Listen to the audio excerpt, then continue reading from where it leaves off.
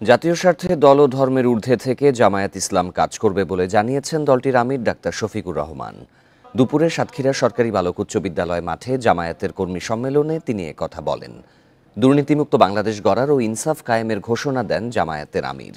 সাম্প্রদায়িক সম্প্রীতির বাংলাদেশ উল্লেখ করে তিনি আরও বলেন, কোনো ধর্মীয় উপাসনালয়ে পাহারা দেয়া লাগবে না, এমন দেশ সবার কাছে কাম্য। এ সময় তিনি অভিযোগ করেন, পিলখানা হত্যাকাণ্ড ঘটিয়েছে আওয়ামী লীগ সরকার এবং বিচারের নামে জামায়াত নেতাদের হত্যা করেছে।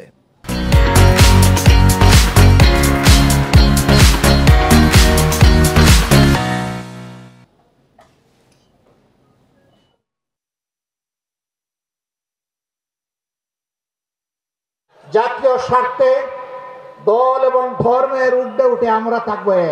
আমরা এমন একটি দেশ চাই যে দেশে মসজিদও পাহারা দেওয়ার প্রয়োজন হবে না, মন্দির এবং মঠও পাহারা দেওয়ার দরকার হবে না, গির্জাও পাহারা দেওয়া লাগবে না।